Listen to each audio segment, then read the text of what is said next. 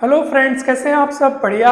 चलिए आज हम देखने जा रहे हैं एवरेज अर्थात औसत के कुछ शॉर्ट ट्रिक्स।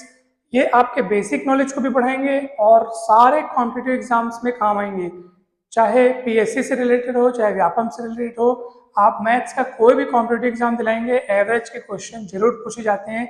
आज हम कुछ शॉर्ट ट्रिक्स को देख रहे हैं।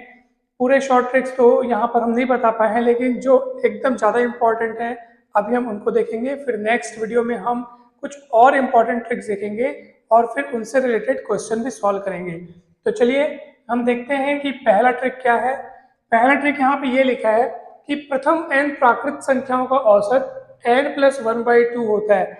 आपको कुछ नहीं करना है, केवल एक फॉर्मूले की तरह इसको याद रखना है कि हाँ भाई, प्रथम n प्राकृतिक संख्याएं अगर हमारे पास दी गई होंगी तो उनका एवरेज हमको n+1/2 ये सूत्र होता है। जैसे मान लीजिए एग्जाम्पल के लिए हमने लिखा हुआ है कि प्रथम 31 प्राकृतिक संख्याओं का औसत। अब प्रथम 31 प्राकृतिक संख्याओं का औसत ये है। प्रथम 31 मतलब 1 से लेकर के 1 2 3 4 से लेकर कहाँ तक, 31 तक। अब इनका एवरेज जानना हो उनको, तो हमने एवरेज का जो सिंपलेस्ट फॉर्मूला है वो क्या पढ़ा है कि आंकड़ों का योग बटे आंकड़ों की संख्या, यानी जितने भी निरीक्षण दिए हुए हैं उन सभी को जोड़ना है और उनकी संख्या से डिवाइड करना है। आप वहां पे ये वाला यहाँ पे भी वो वाला नियम लगा सकते हैं आप, मगर आपके पास ये शॉर्टकट फॉर्मूला है कि n+1/2। जैसे प्रथम 31 प्राकृतिक संख्याओं का आपको योग याद करना है, तो ये 31 जो है वो समझिए वो n का मान है, तो बस ये n के स्थान पर आप 31 रख दो यहाँ पर। तो ये n+1/2 लिखा है तो n की जगह 31 रखेंगे, तो 31+1/2, तो 31 और 1 32, 32/2 यानी 16। तो ये एवरेज आ गया, आपका आंसर आ गया।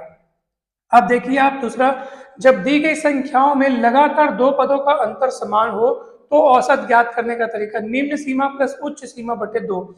जैसे यहाँ पे लिखा है 10 से लेकर के 70 तक सभी प्राकृतिक संख्याओं का औसत। ठीक है, अब आप देखेंगे 10 से लेकर 70 तक अगर मैं लिखूं 10, 11, 12 और ये पूरी सीरीज चल रही है कहाँ तक, 70 तक, तो क्या यहाँ पर ये वाली बात लागू होती नहीं दिख रही है कि दो लगातार पदों का अंतर समान हो?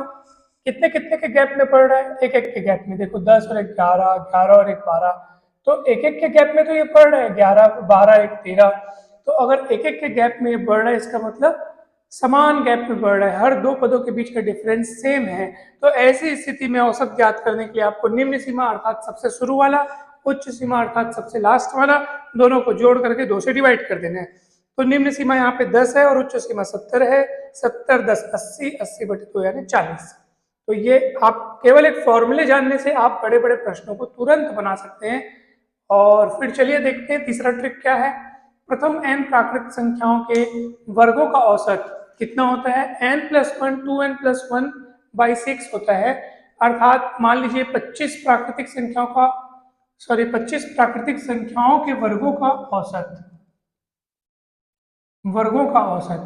अब ये वर्गों का औसत कैसे? 25 प्राकृत संख्याओं के वर्गों का औसत बोलने का अर्थ क्या है, यानी कि आपको जैसे यहाँ पे लिखना है 1 का वर्ग, 2 का वर्ग, 3 का वर्ग, 4 का वर्ग, और ऐसे कहाँ तक जाएगा, ये 25 के वर्ग तक जाएगा। 1 से लेकर 25 तक की जो संख्या है उन सभी के वर्गों का औसत निकालना है। तो अगर आपको ये ट्रिक पता न होती तो आप क्या करते, आप यही सोचते ना कि सर एक तो इन सबके वर्गों का औसत निकालने के लिए हमको सबसे पहले इन सबका वर्ग निकालना पड़ेगा। 1 का वर्ग 1, 2 का वर्ग 4, 3 का वर्ग 9, 4 का वर्ग 16, ऐसे करके 25 तक निकालेंगे, फिर जोड़ेंगे, फिर 25 से डिवाइड करेंगे, वो बहुत लंबा काम हो जाएगा। तो आप केवल एक फॉर्मूला याद रखेंगे, n+1 2n+1/6।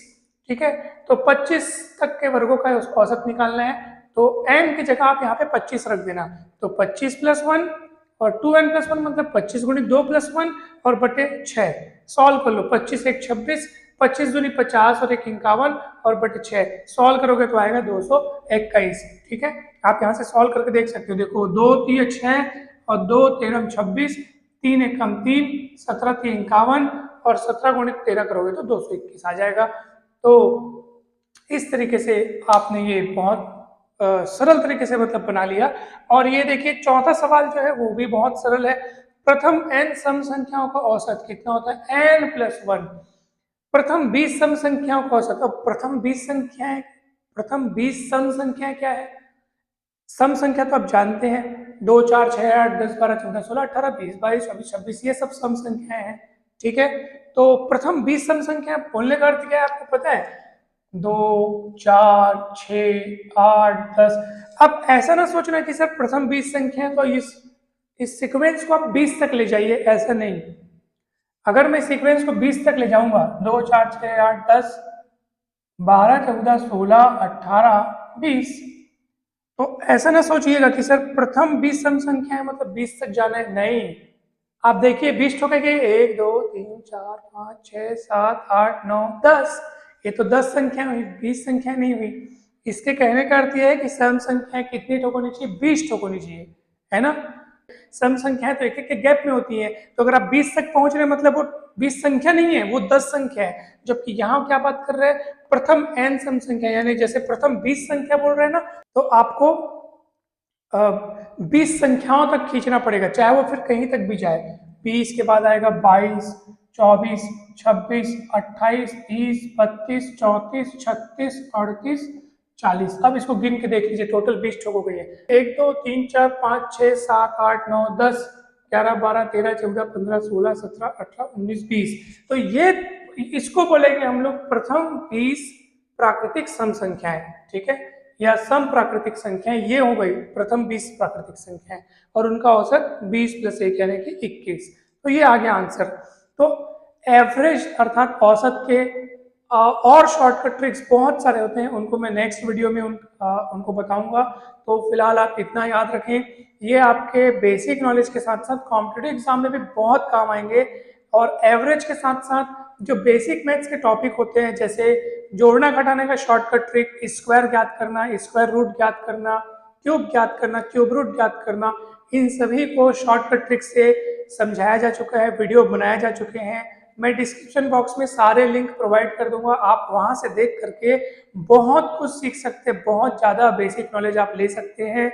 और आगे के जितने भी टॉपिक्स हैं, जैसे प्रॉफिट लॉस, फिर सिंपल इंटरेस्ट वाला हो गया, उसके बाद परसेंटेज वाले टॉपिक हो गए, उसके बाद वर्क एंड टाइम वाला टॉपिक हो गया, तो ये सारे टॉपिक जो हैं वो धीरे धीरे करके कवर करते जाएंगे, ताकि आपके कॉम्पिटिटिव एग्जाम की तैयारी बहुत अच्छे से हो सके। क्योंकि मैथ्स तो लगभग सारे कॉम्पिटिटिव एग्जाम में होता ही होता है।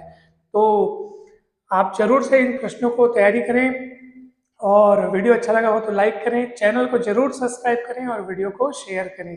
Thank you so much, thank you so much.